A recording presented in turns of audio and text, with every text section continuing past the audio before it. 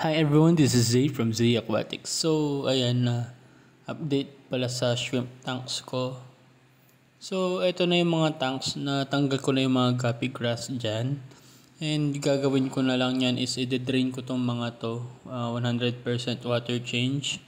I-scrub ko din yung mga glass pero hindi ko nagagalawin yung mga substrate or yung mga plants na nandyan na, para hindi gaano magalaw yung mga beneficial bacteria na nasa tank. So ayan, na drain ko na sila. May mga konting tubig na natira pero okay lang yan.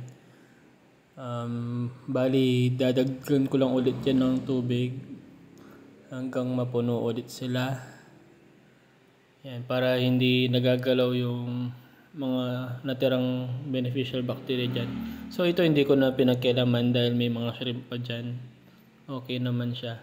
So itong tatlo lang na to yung i-reset ko niyan. So ayan, nalagyan ko na sila ulit ng tubig. Wala pa lang shrimp na natira sa mga tank na to.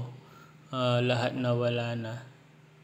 Buti na lang may nakita akong mga shrimp sa fish pond ko and doon ako kukuha ng mga ilalagay dito niya. So itong mga shrimp na to galing sa platy pond ko. Yan, naglagay kasi ako ng mga shrimp din doon noon.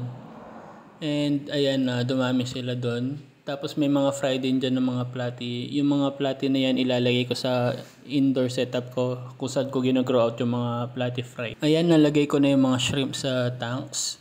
Naglagay ako ng 6 pieces each tank. Yan, sana maparami pa yan. Nakakontian ako sa mga plants. Yan, mga tira-tirang plants lang yan. Pero baka dagdagan ko in the future. And yun, sana dumami ulit yung mga shrimp ko dito. So yun lang muna for today's video and happy fish keeping!